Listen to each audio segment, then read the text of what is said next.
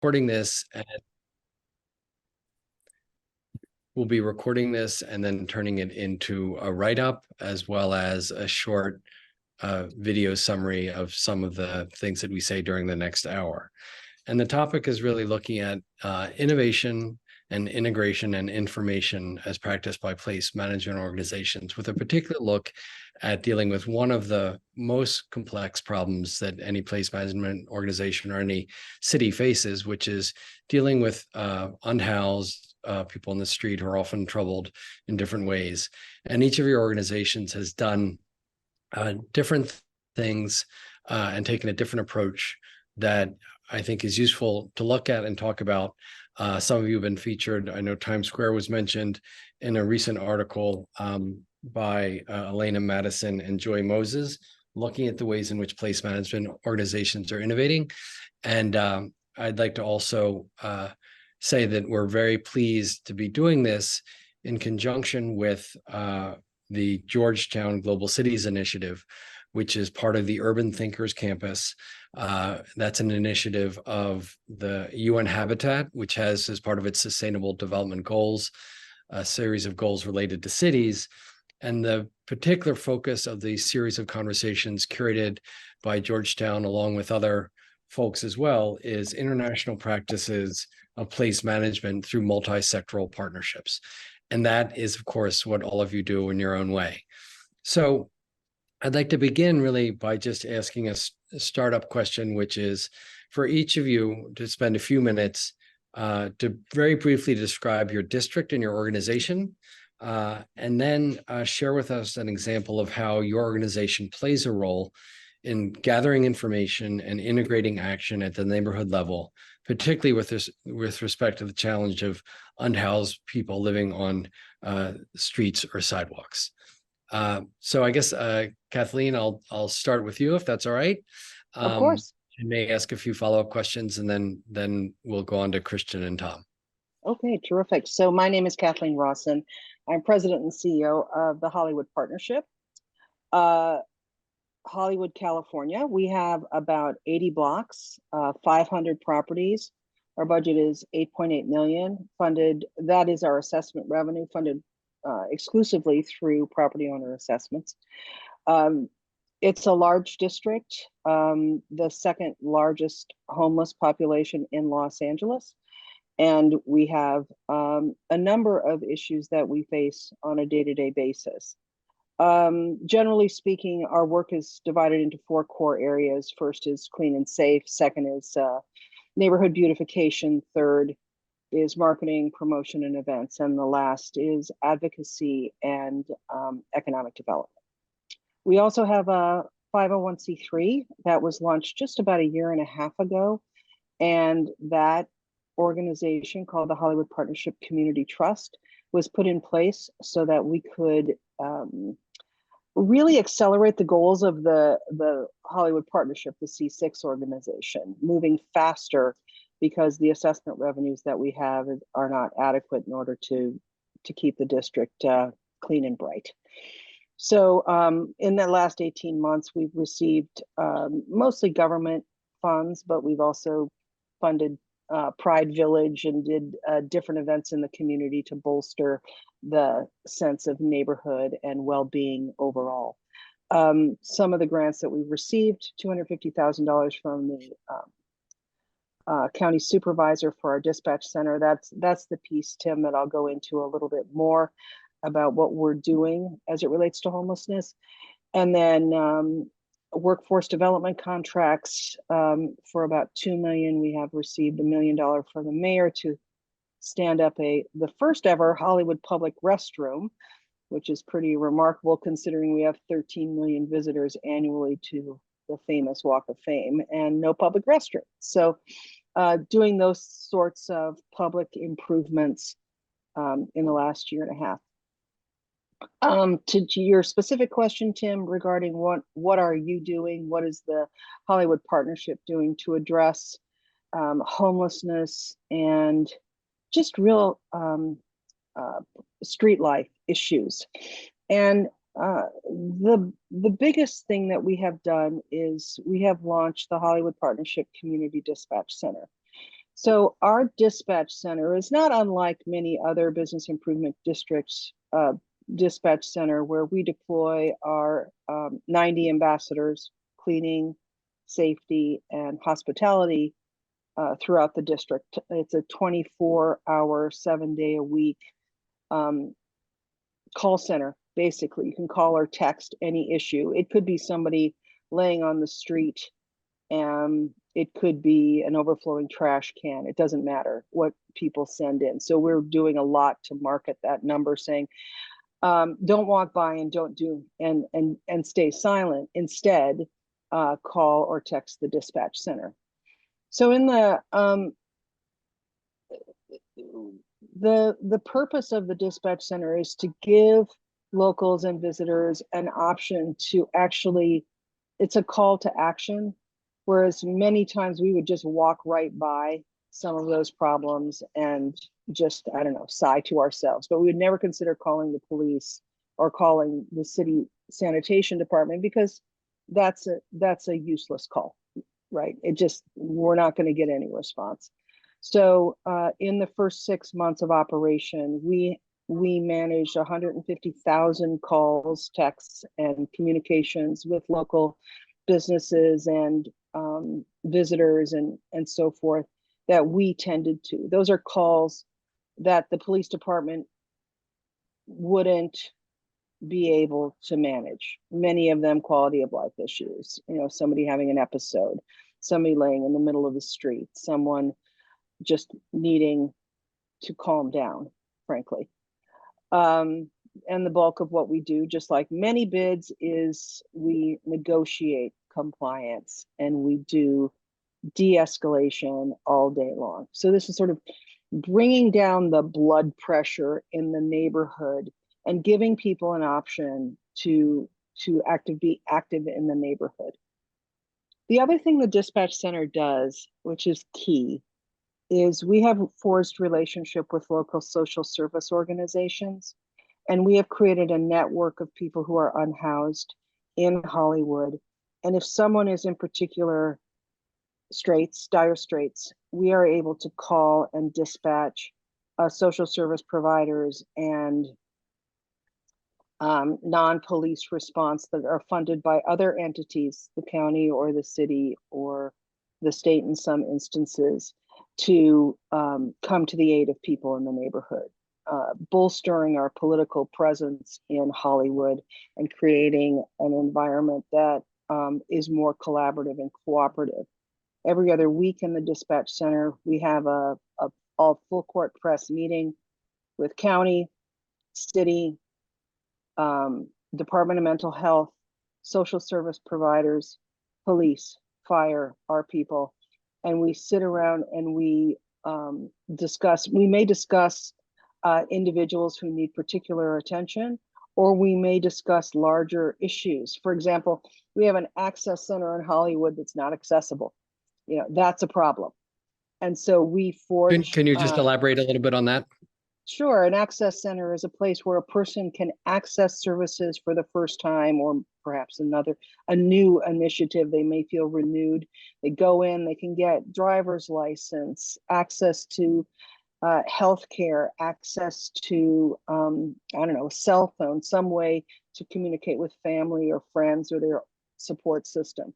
So our access center in Hollywood is actually behind wrought iron gates with no sign. And you need to be proactive to get in there. And frankly, people at the lowest point of their life are not feeling particularly proactive. As proactive as many people get is to get to the door of that facility. If the door is locked, it's like, oh, well, I tried, right? So we can't have that. And then finally, so I can let our other folks speak, we also have a public service network. So we host a call with about 80 public service personnel and local, Kilroy or Netflix or Amazon, large security providers within Hollywood. We host that call every month to make sure that people, again, are connected. The purpose of the dispatch center is de-siloing. And so that's what we've been able to do, I think, Um, we've probably gotten, frankly, to maybe about 50% of where I want to be. But in less than a year, I'm pretty proud of that. Our last initiative, sorry, Tim, did you have a question? No, no, go ahead. Go ahead. Okay, our last initiative that we're really pushing forward with, and so it'll be launched in the first half of 2024, is our integrated camera system. So that's a camera system that our friends in San Francisco and Oakland have been using for some time, and in other communities, which links existing cameras, forensic level cameras in the district into the dispatch center, and then incentivizes areas where we don't have cameras to work with those property owners to get cameras installed there. Therefore, the network of cameras, those are also then de-siloed. And so if an issue comes up and a situation occurs, the police department now literally needs to go door to door to see if there's video footage. With a request to our dispatch center, they can get it within minutes. But the same as if the churro lady gets attacked by a guy with a wrench and she wants to prosecute, her attorney can get the footage, and then, you know, the guy with the alleged wrench, his public defender can get the footage as well. So it's a tried and true, tested. We're grateful for the our friends at Union Square and in Oakland who have gone through the steps to make sure that this is not Big Brother, but instead an actual tool that can be used in the communities to help deter and prosecute real crimes. So that, I'll stop there. I think. Okay. Was that enough? Yeah, yes, that's great. And I heard words like coordination, collaboration, connection, a monthly call with 80 different people. I'll pursue a little bit of that after we hear from our other guests. And I'll also circle back to you to say, when you said nothing was going to happen if certain calls were made, why was that? Was it because people didn't feel that it was their jurisdiction to be able to solve that, or wasn't their capacity?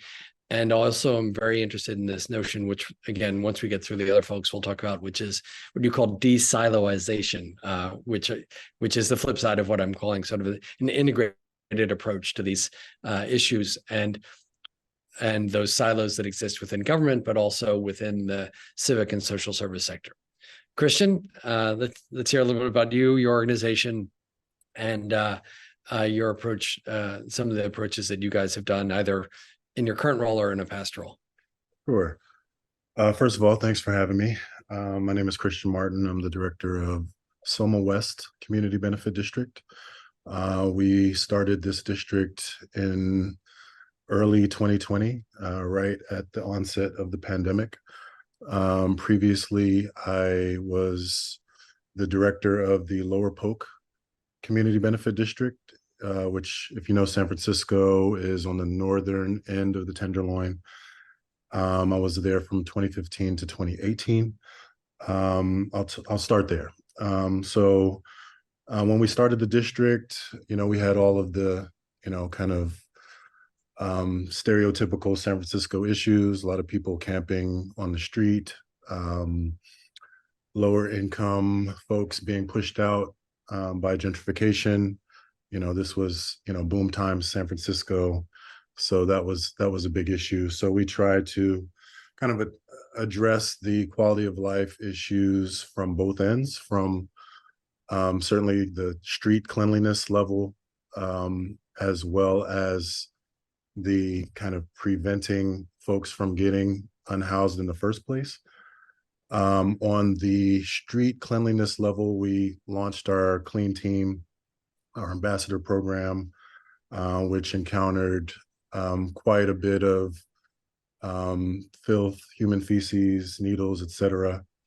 And what we found was the issue, we weren't privy to what our neighborhood was reporting through 311. So one of the first initiatives we looked at was accessing the Open 311 API and informing ourselves. API being? Application Programming Interface. So if you have it's how software talks to each other. Okay. So what was happening was people were using 311 to report, you know, feces or needles or what have you, but that information wasn't getting to us. And the only reason why we existed as a CBD was to address those issues. So we went about finding a way to connect to that information and feeding ourselves and our team that data. So that kind of led to kind of a software program that essentially daylit all of this 311 data so that our team could respond to it. And we started kind of analyzing that data and realizing that, we were seeing concentrations of reports in certain areas of the district. So we went about, designing programming that kind of addressed those areas. So what that looked like was mobile restrooms that we put on like a trailer hitch, and we would kind of, patrol the alleys that were regularly hit with, with this restroom, and it was staffed. We also had, coffee and resources and information for people. And that actually decreased the number of 311 reports for, feces and cleaning issues to such an extent that we were able to use that data to get grant funding from our city county supervisor for $200,000, I think, to staff restrooms. So that made that program sustainable, and the neighborhood a little bit cleaner.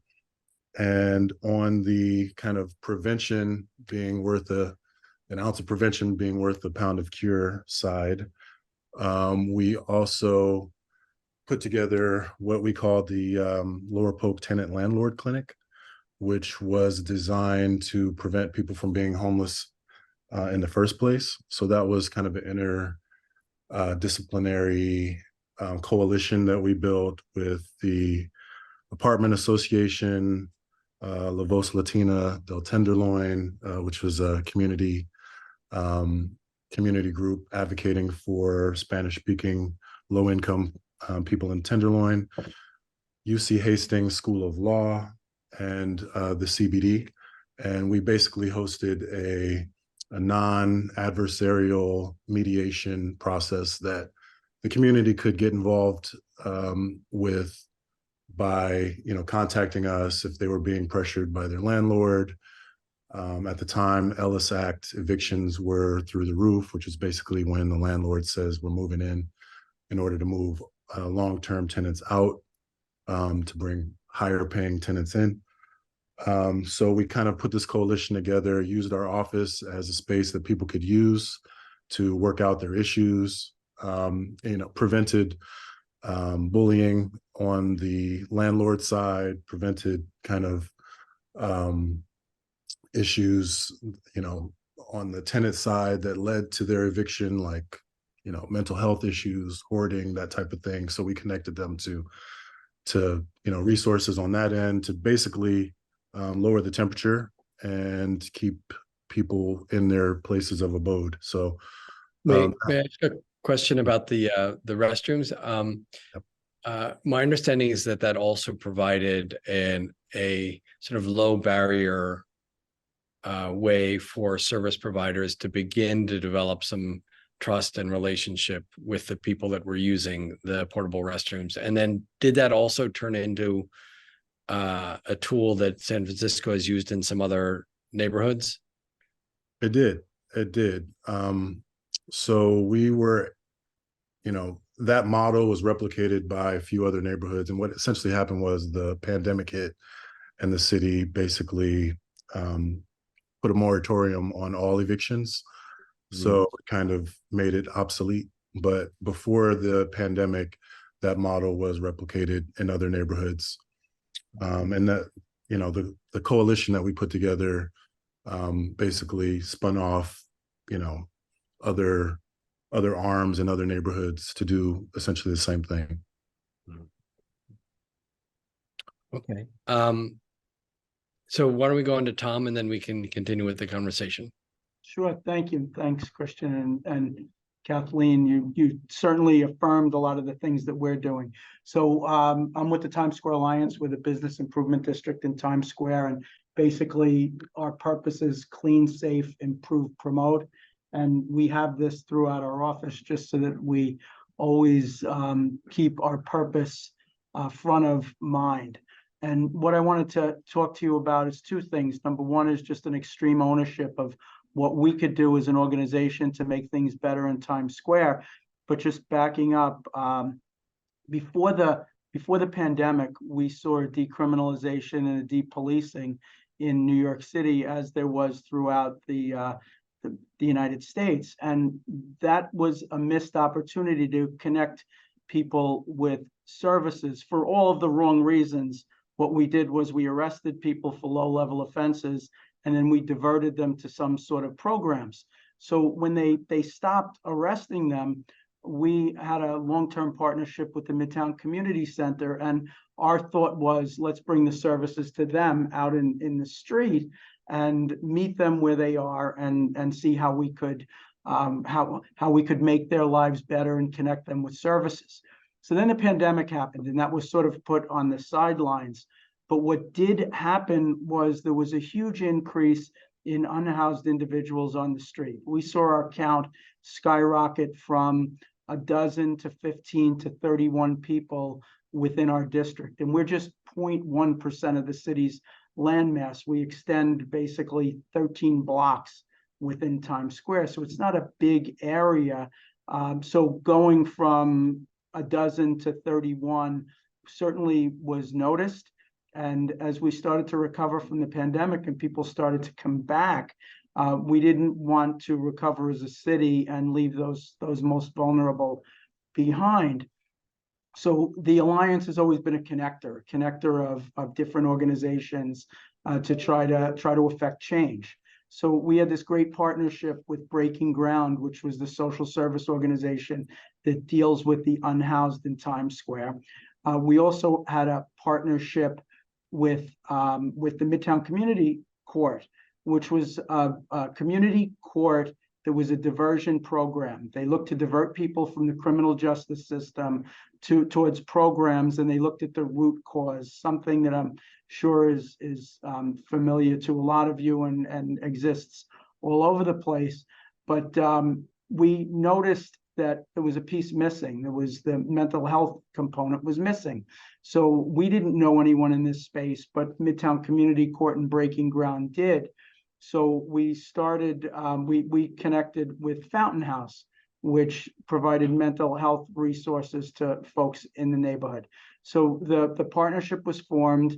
I think we started January 15th of 2021. There were 31 people sleeping on the street, and probably within 6 months, I'm just going to share the screen, we went down to less than a dozen. And we did this by building relationships, by meeting people where they were, taking them to the next step. We, like most of you, we connected people with driver's licenses. We connected them with services. A lot of them didn't have ID. They were estranged from families. They didn't know how to make that phone call. But housing wasn't their most immediate need. And there were a couple of steps that they needed to take before they were ready for housing. So we met those immediate needs. We brought them blankets, we brought them underwear, we brought them whatever they needed. We sort of figured out what it was, and then we tailored the approach to the individual, and we connected them with services. We also found that they needed sort of an alibi or an anchor within the community, sort of a place that was their own. So we put a recharge station right in the center of Times Square. I mean, it couldn't have been the more central location in Times Square. And we set up a kiosk where they could go and get connected with services. And this operates to this day. They can charge their phone, they can read a paper, they can get a free cup of coffee, and they could get connected with whatever services they want. The most important thing from my perspective was correctly identifying the measures of success. So the city does a lot of outreach to the unhoused, and their measure of success is just quantity. how many people did they interact with? Our measure of success was twofold. It was reducing the number of people who by choice sleep on the streets in Times Square. That was the first measure of success. And then the second measure of success was how many people did we connect with services, actually connect with those services. So we wanted the first number to go down and the second number to go up. And once we started to focus on that as our measure of success, we started to see results. The city, like I said, they basically count people. So they'll go out and they'll ask people two questions. Are you okay? And if the answer is yes, they'll say, do you want a place to stay? And if the answer is no, they move on. And what we found was we needed to develop trust.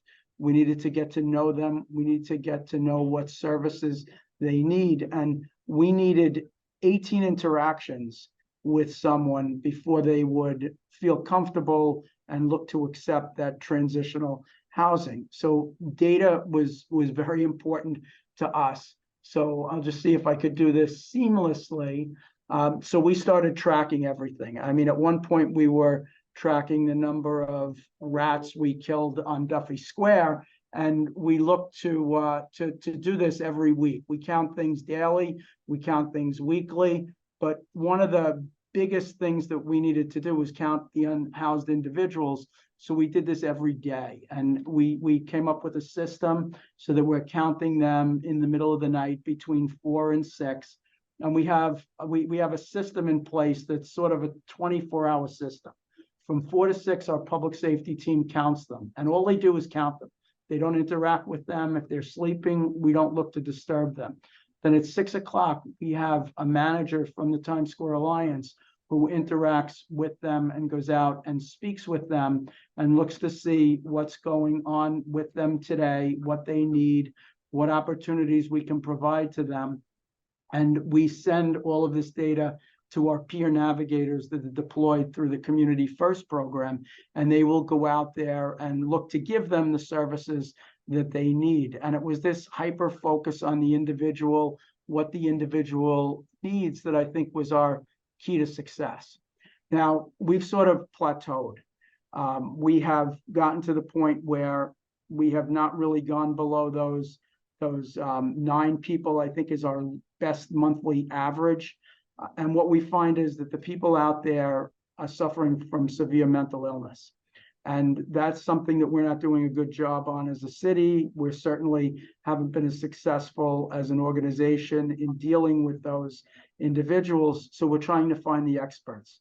The city has an 11-part program to deal with those with severe mental illness in New York City. And there's also a bill in place that would sort of look at the way people are dealt with the severe mental illness. And where we find ourselves truly at a crossroads. They say Times Square is the crossroads of the world, but we're sort of at a crossroads where if we want to be effective with these 9 folks, we need different tools in the toolbox. And that's where our advocacy efforts come in. We've been advocating with the elected officials, with the mayor, with Albany, to try to have a holistic approach that balances proactive volunteer services or like someone volunteers to accept services along with the involuntary. So the involuntary requires some clarifications of existing laws, and quite honestly, in New York, it's an uphill battle. There are very few people who want to take someone from the street against their will. But what we found is that they're dying slowly on the streets of Times Square. So we've noticed them deteriorate over time. We had some high-profile incidents where we had 2 people killed on the streets by people with severe mental illness, and we failed them. We failed their victims. We failed the neighborhood when we don't look to do everything that we can to correct that or to come up with an effective strategy. And that's sort of what's missing, is that effective strategy. When we looked at our serious crime in Times Square, and this was just the stuff that was reported by the papers, 25% of them had serious mental illness. So there's a negative impact to the community. There's a negative there's a negative impact on the individuals who are victimized by them, and there's a negative impact on that person themselves who isn't getting the service and support and resorts to some sort of crime. And I spoke with the detectives who interviewed the two people who killed people in Times Square and were suffering from severe mental illness. And they said these people had no idea what they did, and they couldn't comprehend that they actually did that. And to me, that's where we're focusing our efforts now. We hired a social worker. We're probably going to hire a psychiatric nurse to go out and intervene with the individuals who are still on our streets. And we also started just with the advocacy. We find that a lot of laws changed. And I don't know if you could, it would help if I shared this screen. In the improve of Times Square, we started to look at this extreme ownership concept and what we can do to make things different. And quality of life always rules. Crime in Times Square is at the lowest level that we have ever had, except for during the pandemic when no one was here, but people don't feel safe. And perception is reality, and it oftentimes takes a lot longer time to shift people's perceptions. And as an organization, we try to do that through positive programming in the area, through a public art program, through events that we did in Times Square. And just as an example of how it works, about a month or so ago, we had 3 people shot at midnight in Times Square. And I got a call from, I think, the mayor's chief of staff at 1 a.m. saying, we're going to do everything that we can to help you. And they truly meant that. And so the story in the papers was 3 people shot in Times Square. That day, Post Malone did a pop-up concert in Times Square, and we had some of our plaza programming in Times Square. By 10 o'clock at night, the narrative had shifted to, yeah, that midnight 3 people were shot, but look at all of these positive things that are happening in Times Square. And they actually couldn't find anyone, when the reporters did their interview, that said anything negative about Times Square by 10 o'clock by the time 10 o'clock came. So that's sort of what we do with a lot of our different programs, is trying to shift perceptions, trying to help people, bring them to a different part of their life. And the Community First program is just one example that has really been very successful in sort of shifting perception, shifting the narrative, and has given us an opportunity to do a lot more advocacy. Thank you. And it seems to me that one of the key factors in what you're talking about is a level of knowledge and familiarity that is deep with respect to each one of those individuals, and being able to have a response which is particular to, perhaps there's one person who is receptive to housing or some change in their life, but there may be someone else who is experiencing a more severe case of mental illness, where there's a different response that is required that may involve an involuntary saying to that person, having society say to that person, mental health assistance is needed. And we've been watching, and we understand this behavior over a period of time, and it needs to be dealt with in a way that is different from just a yes or no voluntary response. I'd like to shift back. All of you are very sophisticated thinkers in terms of understanding the nature of these kinds of place-based organizations that you run. And someone, especially someone from outside the US, may say, so many of these functions seems like the core functions of government, or perhaps they may say, if they're in a country where government isn't functioning well, they may say this is really the role of the charitable or the civic sector. What do you feel is your unique capacity as an institution or as an organization in helping to address and solve these problems? And also, what are the limits of what an organization like yours can do or should do?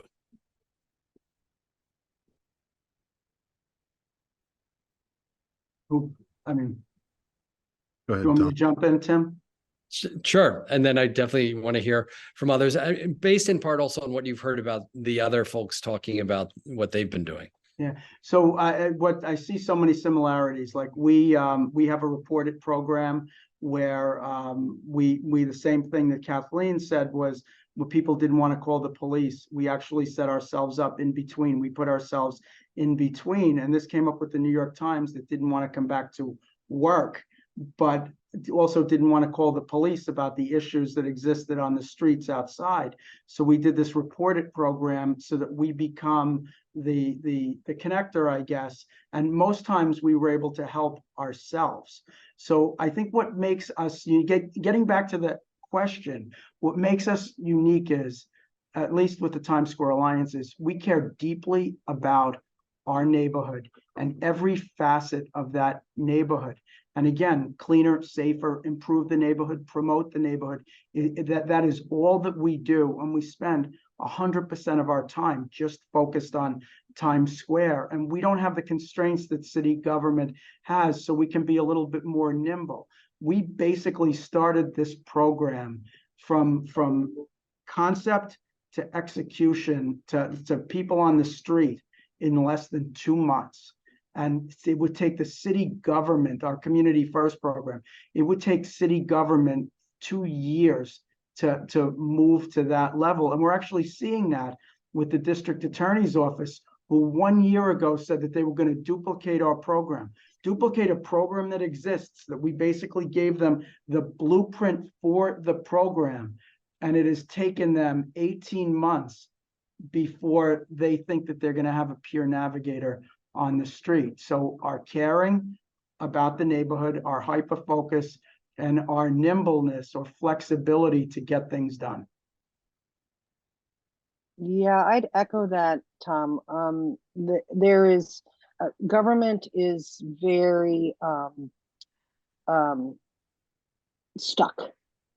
Departments don't even work with each other to solve problems. It's just it's really tragic, and it's also further handicapped with the entire nation's grievance politics feelings, right? This anti-government, anti-incumbent, nearly anti-everything that that is just it's making organizations, bureaucratic organizations, stagnate.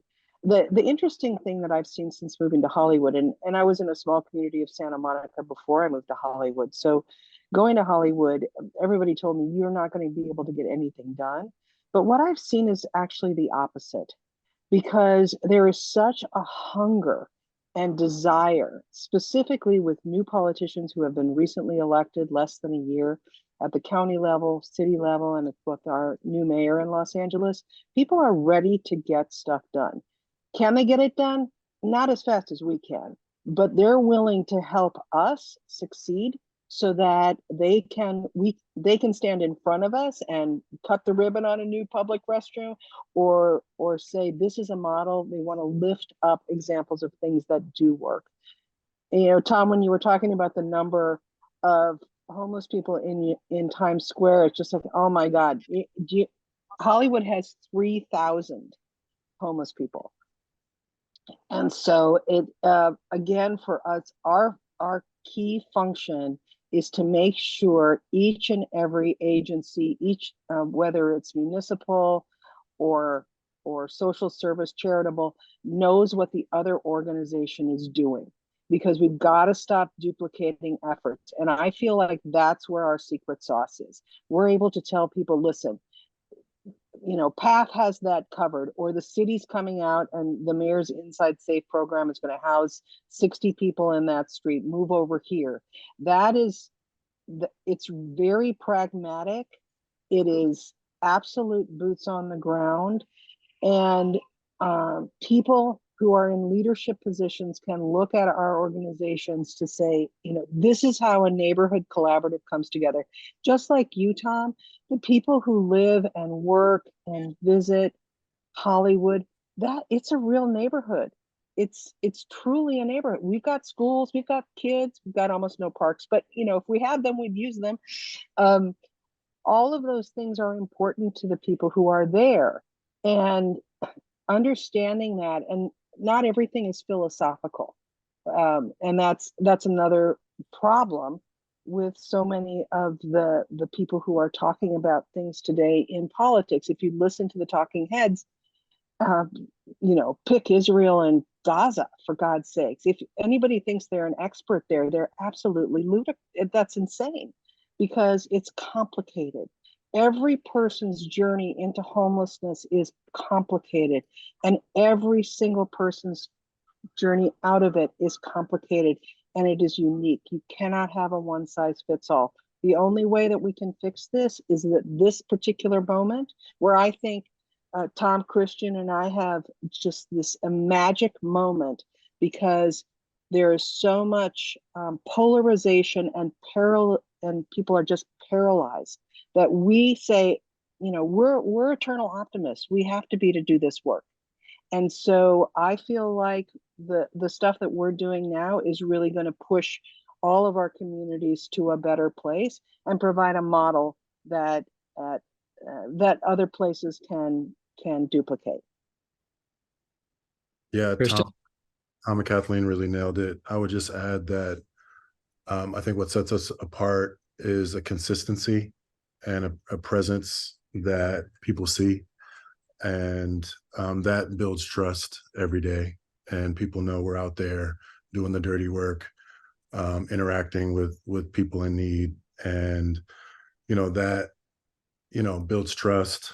And like I said, the focus that Tom was referring to on the place, on the neighborhood, just allows us to do more innovative things that the city just can't, will never be able to do. And we do have that kind of license to try things, because we're out there every day doing so much. We're first responders. We're Narcanning people back to life. We're doing the things that our residents, our businesses, our visitors think that the city should be doing. So that just builds a lot of goodwill, and that enables us to be innovative in a lot of areas. One of the things I'm focused on in the work at Marin is the financial and kind of formal structures that support these kinds of collaborations. Your organizations are all not-for-profits, correct? 501c3s that are primarily funded with private sector money, commercial property owners pay. But it sounds like you also bring in some and have the ability to mix in some philanthropic money. And in some cases, especially when you've tested or proven an idea, you also get government funding as well. Is that accurate, that you're a mixture of those different streams, but somehow you're able to move more quickly, probably because initially you're primarily using either the private sector or the philanthropic money? Could any of you elaborate on that? Yeah, we're just for clarification, Tim, we're a 501c6 and a 501c3. So just, those differences are small but matter.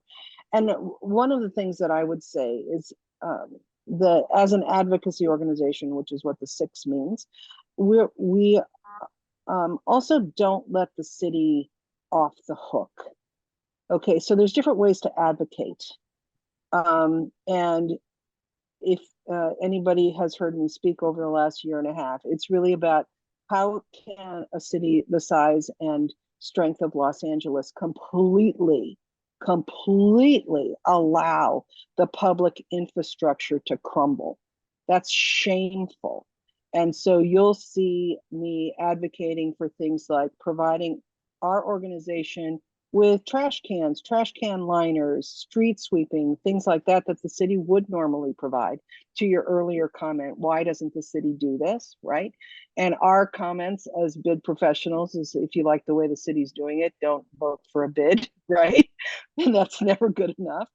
But we should in fact be supplementary to the base level of services. And the fact that we cannot allow our municipalities to get off the hook and for us to 100% take up their slack if we're going to be truly successful, right? So a lot of the work that I'm doing is really reestablishing some of those base level services in Hollywood.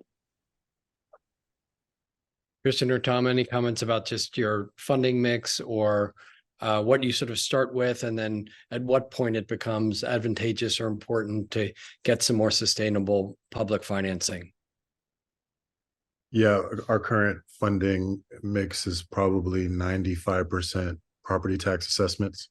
Mhm. And my current organization is only 3 years old, and those were pandemic years.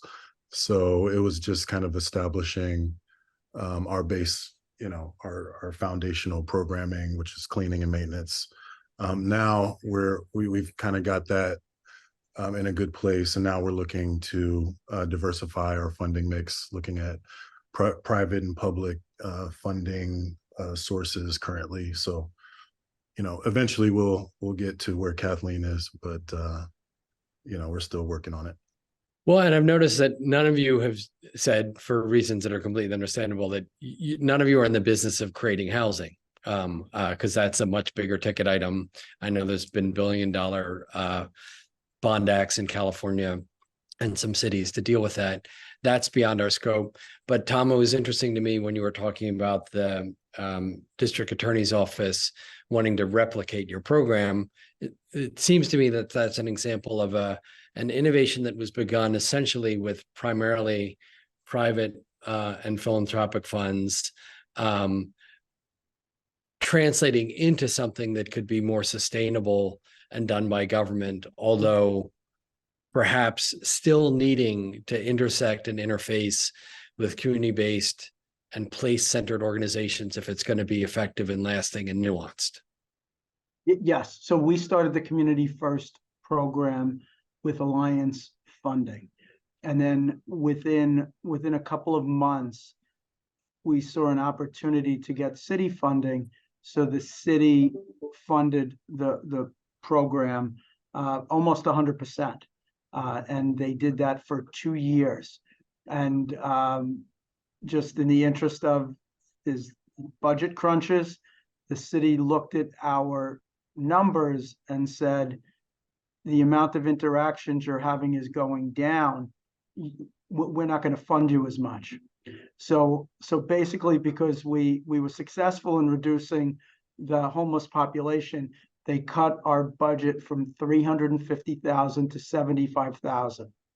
So we're looking to get private money for that. Yeah, congratulations, right. So we are looking to get private funding. The DA's office has funding. We're looking to have that wrap into this program. But because we have partners, the challenge that we're facing is our partners are also looking for money too. So we don't want to compete against them, because this is sort of on the fringes of what they do, and it's the intersecting circles. It's the part of the circle where all 4 of the missions come together. And if we take too much money, we're going to deplete their core mission. So we're sort of working through this now.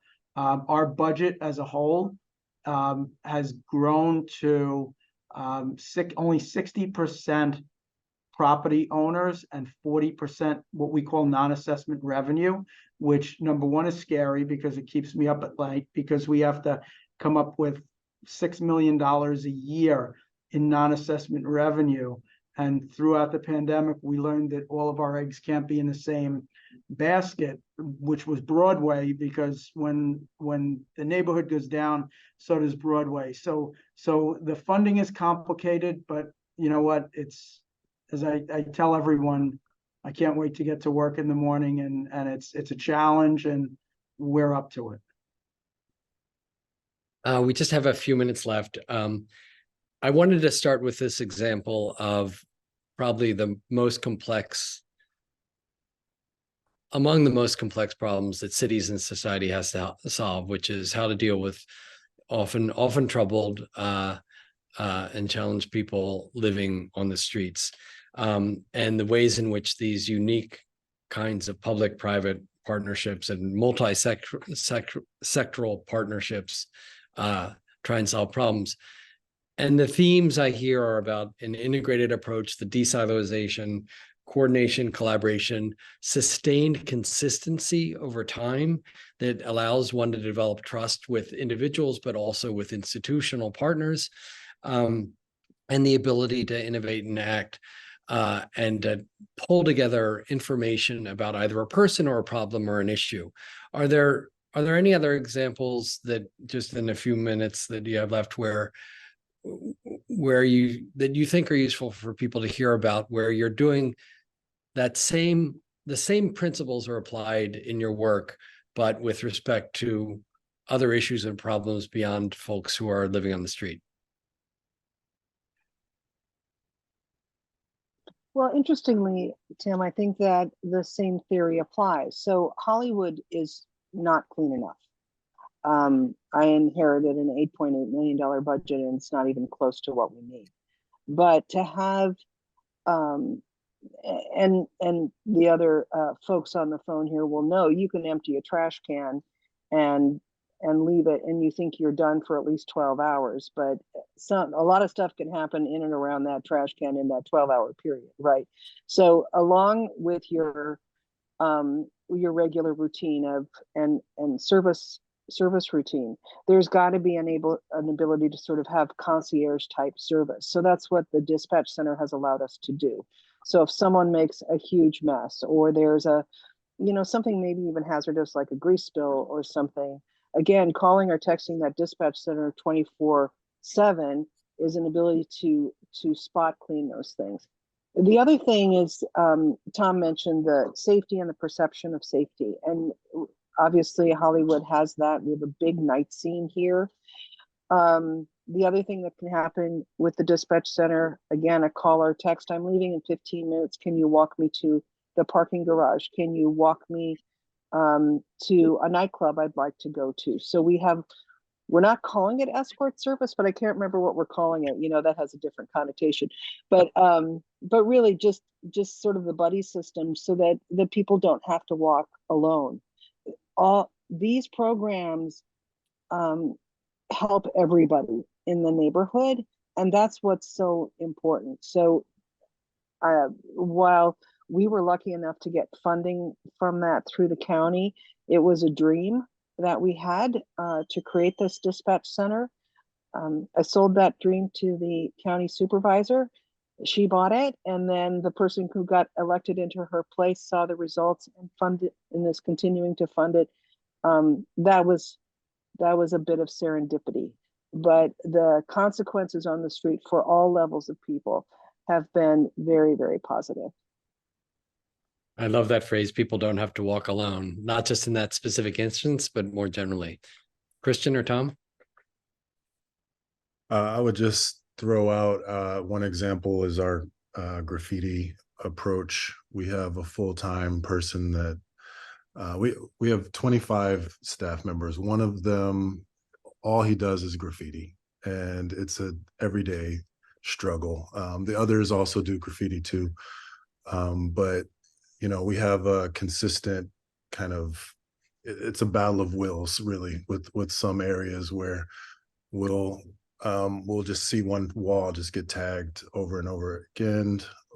We'll abate the graffiti, and the thing is, nobody knows how many times before the wall is cleaned, how many times we've been out there. So we keep copious notes and records and before and after pictures, and all that data goes to the property owner, so they can see, even if they live out of town, hey, we removed graffiti 10 times from your wall. So just that consistency is important to keep the clean and safe, the perception of a clean and safe environment. That's one example I'll throw out there. So just getting back to pick a problem, and then it's having an effective process to deal with it.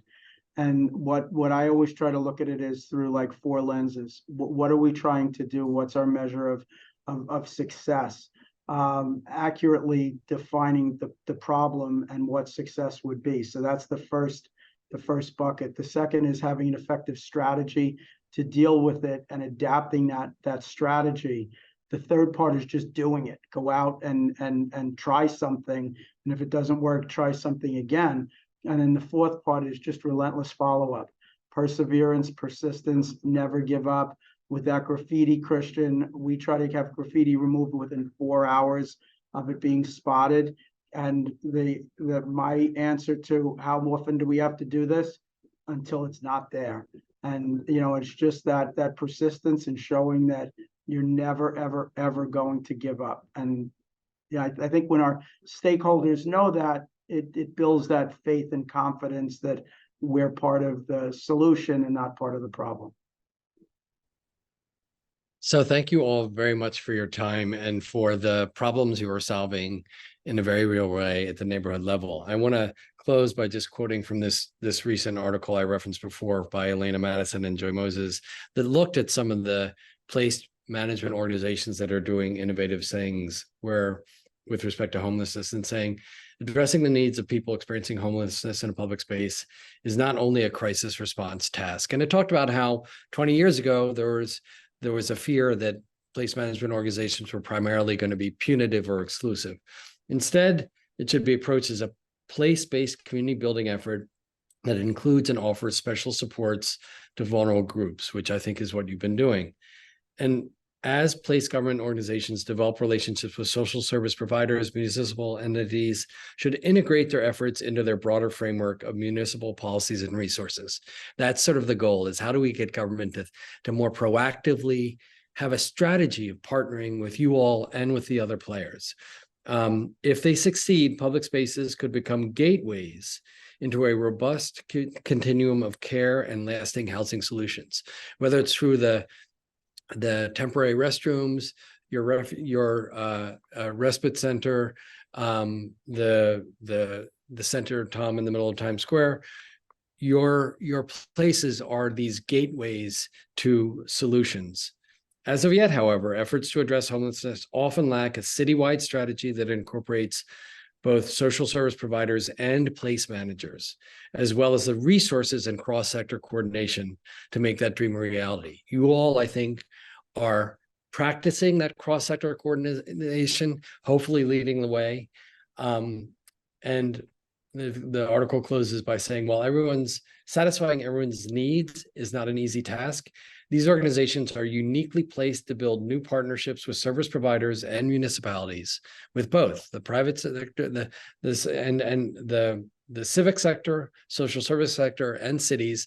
And I would add the commercial sector as well, because that's who's paying the bills for many of your organizations. So these entities can together undertake the complex work needed to help lift people out of homelessness. Thank you for taking the time to share some of your approaches and innovations. I hope we can do a little bit to help spread the story of your successes, but also the principles that underlie the work that you do that makes a difference. Thank you. Thank you. Thank you, Tim. Thank you. Thank you all.